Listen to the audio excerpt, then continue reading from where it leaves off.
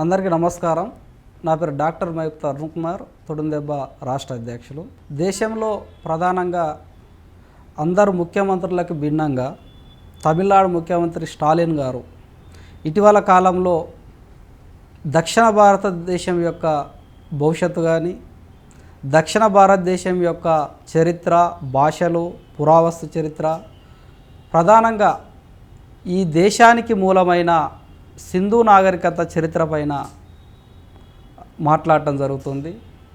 ఇంకా ముంగటికి పోయి ఉత్తరాఖండ్ అనే ఉత్తర భారతదేశంలో 22 రకాల ద్రవిడ భాషలు అంతరించినాయి. అంటే ఉత్తరాఖండ్ అనేది కూడా పూర్వ భారతదేశంలో ద్రవిడులకు సంబంధించింది అనేది ఆయన యొక్క ప్రధాన వాదన. ఆ కోణంలో రానున్న కాలంలో దక్షిణ భారతదేశంకు అనేక రకాల రాజకీయ ప్రమాదం కానీ, భాషా ప్రమాదం కానీ, సాంస్కృతిక ప్రమాదం కానీ రాబోతుంది.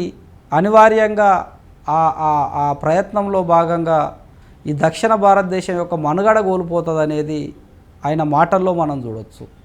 ఈ కోణంలో చూసుకున్నప్పుడు ఆయన అంతర్జాతీయ సదస్సుని నిర్వహించి ప్రపంచ దేశాల ప్రొఫెసర్లు, పరిశోధక విద్యార్థులు, ఆంథ్రపాలజీ, ఆర్కియాలజీ వాళ్ళని పిలిపించుకొని సింధు నాగరికతని డికోడ్ చేసే పద్ధతి పైన జరిగిన అంతర్జాతీయ సదస్సులో 8.57 కోట్లను కూడా సింధు నాగరికతని డికోడ్ చేస్తే 8.57 కోట్లు ఇస్తామని కూడా ప్రకటించడం జరిగింది. అంటే స్టాలిన్ చేసే ప్రయత్నం వెనుక ఉన్న అర్థం ఏంటంటే, అంతిమంగా ఈ దేశంలో ఈ ద్రవిడ, ఆదివాసీ, దళిత, బహుజన వర్గాలకు సంబంధించిన అస్తిత్వాన్ని రక్షించడం అనేది కూడా మనం ఒక కోణంలో విశ్లేషణ చేసుకోవలసిన అవసరం ఉంటుంది. మరొక ప్రయత్నంలో రానున్న డిలిమిటేషన్లో దక్షిణ భారతదేశంలో కుటుంబ నియంత్రణ పేరిట జరిగిన ఈ క్రమంలో డిలిమిటేషన్లో ఎంపీ సీట్లు అనేటివి మనకు తగ్గుతాయి. జనాభా పరంగా చూసినప్పుడు ఉత్తర భారతదేశంలో ఎంపీ సీట్లు అనేటివి పెరిగినప్పుడు అసలు దక్షిణ భారతదేశం యొక్క ప్రమేయం లేకుండానే భారతదేశం యొక్క భవిష్యత్ అనేది పార్లమెంట్లో నిర్ణయం అయిపోతుంది అనేది కూడా ఇంకొక అంశం. ఇవన్నిటిని మనము కొంత సూక్ష్మ స్థాయిలో ఆలోచించినప్పుడు ఒకసారి మనం చరిత్రలోకి తొంగి చూడవలసిన అవసరం ఉంటుంది. ఇవాళ ఆఫ్ఘనిస్తాన్లో కూడా అక్కడ ఒక ద్రవిడ భాష, పూర్వం గాంధార రాజ్యం ఏదైతే నడిచిందో అక్కడ ఇప్పటి కూడా ద్రవిడ భాష మాట్లాడే పరిస్థితులు మనకు కనపడతాయి.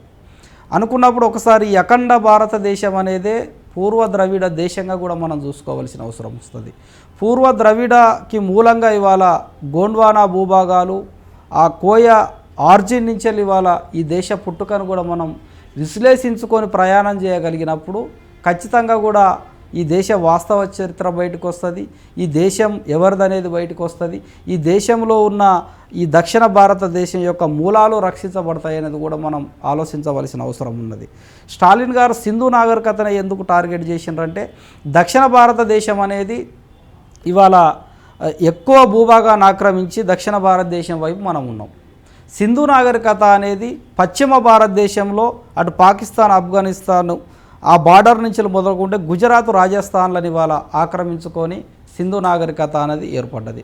సింధు నాగరికత అనేది ఇవాళ ఆర్య నాగరికత అనేది ఒక వాదన ఈ దేశంలో.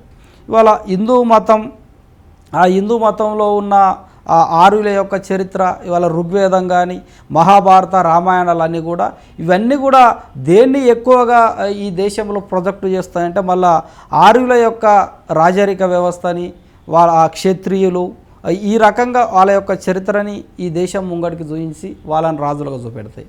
ఈ దేశంలో ఇంకొక సెక్షన్గా ఈ దేశ మూలవాసులుగా పరిగణించబడే రావణాసురుడు కానీ, మహిషాసురుడు కానీ, ఇంకా మిగతా ఉన్న తాటకి కానీ ఇతరత్ర రాజులందరూ కూడా ఇవాళ ఈ దేశంలో రాక్షసులుగా చిత్రీకరించబడే పరిస్థితులు మనకు కనపడతాయి. అంటే ఇప్పుడు అంతిమంగా ఈ దేశంలో బీజేపీ ఇవాళ హిందూ మతాన్ని ఎక్కువగా అభివృద్ధి చేసుకుంటూ ఒకటే ఒక నినాదం, రాముడే అందరికీ దేవుడు అనే పేరు మీద ఇవాళ విస్తృతంగా దక్షిణ భారతదేశం వైపుకు కమ్ముకొచ్చే పరిస్థితులు కనపడుతున్నాయి. కాబట్టి ఈ దేశంలో మా మూలం మాకు నిలబడాలంటే, ఈ దేశంలో మా అస్తిత్వం మాకు ఉండాలంటే, దక్షిణ భారతదేశంలో మా మూలం నిలబడాలంటే సింధు నాగరికత అనేది కూడా అది పూర్వ ద్రవిడ నాగరికత నిర్ధారణ కావాలనేది స్టాలిన్ యొక్క ఉద్దేశం.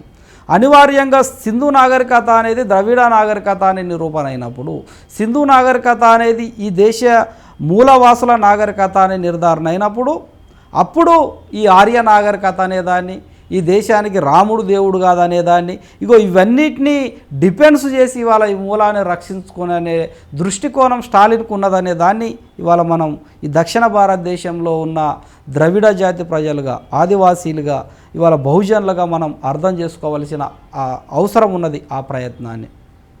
ఆ కోణంలో మనము ఇంకా కొంత లోతుగా పోగలిగినప్పుడు ఇవాళ పూర్వ అనేక మంది ఆ సింధు నాగరికత పైన భాషా శాస్త్రవేత్తలు మాట్లాడటం జరిగింది.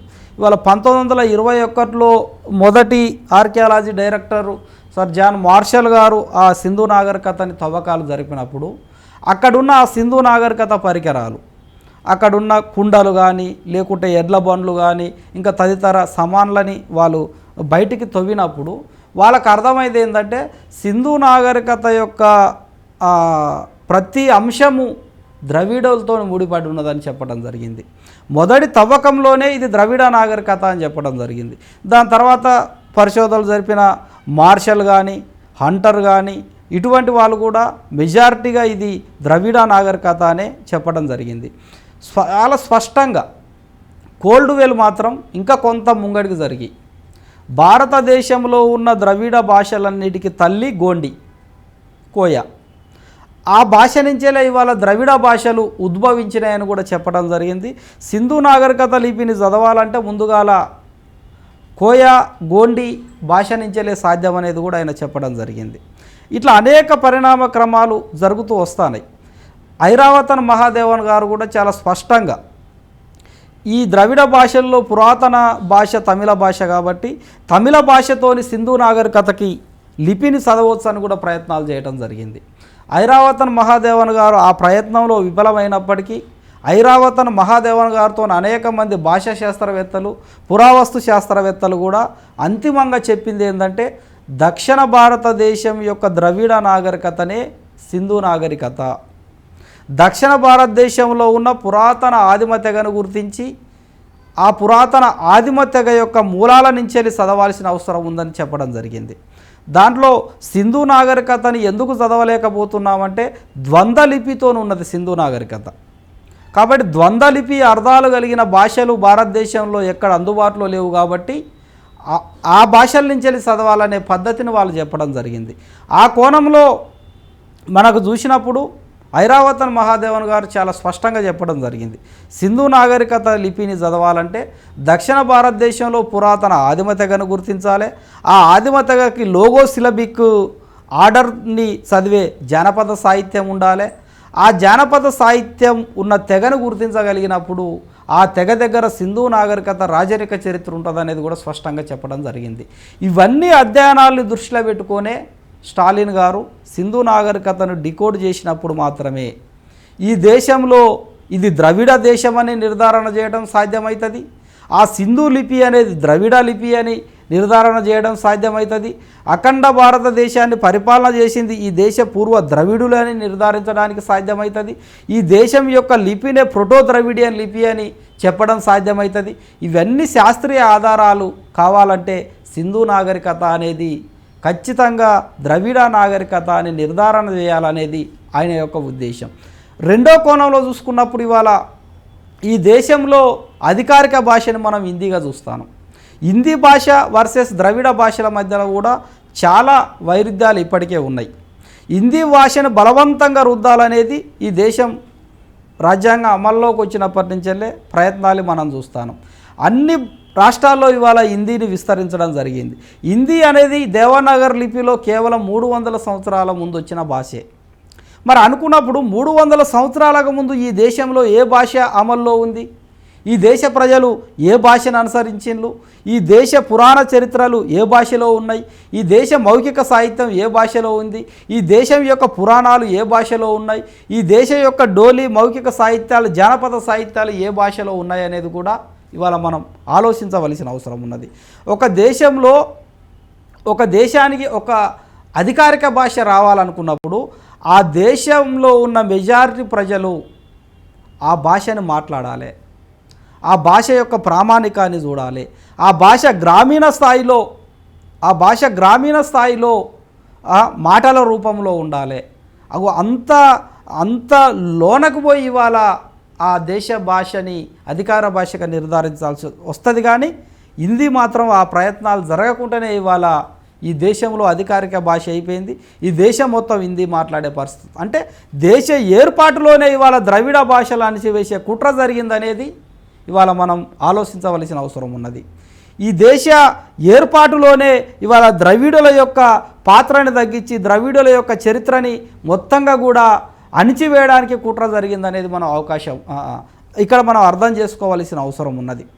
అంటే ఈ కోణాల నుంచెల్లే ఇవాళ స్టాలిన్ గారు బలంగా ఈ ద్రవిడ యొక్క మూలాన్ని రక్షించడానికి ప్రయత్నం చేస్తుందనేది మనం అర్థం చేసుకొని ఖచ్చితంగా కూడా దానికి మనం మద్దతుగా నిలబడాలి. ఇవాళ ఇక్కడ ఉన్న వాళ్ళం కూడా అన్ని పార్టీలు గౌరవించాలి. అది కాంగ్రెసా, బీజేపీ, బీఆర్ఎస్, ఏ పార్టీ అయినా కావచ్చు. కానీ మన యొక్క మూలాలని ధ్వంసం చేసే కోణాన్ని కూడా మనం ఆలోచించవలసిన అవసరం ఉన్నది.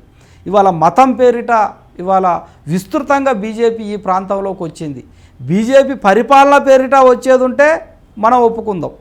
బీజేపీ అధికారంలోకి వచ్చి ప్రజాస్వామ్య విధానాల్ని ఇవాళ అన్ని రకాల మతాల్ని అన్ని రకాల సంస్కృతి సాంప్రదాయాల్ని అన్నిటినీ గౌరవిస్తామనే పద్ధతిలో వస్తే ఓకే. కానీ ఈ మూలాన్ని ధ్వంసం చేసేలాగొచ్చి అక్కడ మొత్తంగా కూడా స్థానికంగా ఉన్న గ్రామ దేవతలు ఇవాళ అక్కడ ఉన్న స్థానికంగా ఉన్న సంస్కృతి సాంప్రదాయాలకు భిన్నంగా వస్తామనే కోణాల్ని మాత్రం మనం వ్యతిరేకించవలసిన అవసరం ఉంటుంది. కాబట్టి మేము కూడా ఆ ప్రయత్నంలో భాగంగా సింధు నాగరికతని డికోడ్ చేసి సింధు నాగరికత ఈ దేశ ఆర్జిన్ ఏదైతే ఉన్నదో ఆ కోయల యొక్క గోండుల యొక్క నాగరికత అని నిర్ధారించే ప్రయత్నంలో భాగంగా ఇప్పటికే భారతదేశ వ్యాప్తంగా కూడా పరిశోధనలు చేయడం జరిగింది.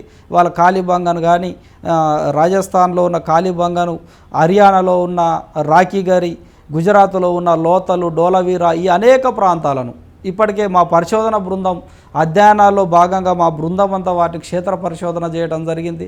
ఈ ఎక్కడైతే ఇవాళ ఒక ఐకాన్గా హిందూ మతానికి ఐకాన్గా ఉన్న శక్తిపీఠాలు ఏవైతే ఉన్నాయో అవి కూడా పూర్వం ఇక్కడున్న గోండ్వానా ఈ కోయ రాజ్యాలు నడిచిన కాలంలోనే ఇక్కడ ఏర్పాటు చేసిండ్రు అనేది కూడా ఆ పరిశోధనలో కూడా మేము తీసుకొచ్చి అంతిమంగా కూడా ఈ దేశంలో కోయ, గోండు ఆ ఆర్జిన్ నుంచి వచ్చిన ద్రవిడ మూలాలు, ద్రవిడ భాషలను కూడా రక్షించుకునే విధంగా మా ప్రయత్నాలు కూడా జరుగుతున్నాయి. కాబట్టి ఖచ్చితంగా తమిళనాడు ముఖ్యమంత్రి స్టాలిన్ గారికి మద్దతుగా కూడా మనం నిలవవలసిన అవసరం ఉందనేది తెలియజేస్తున్నాం.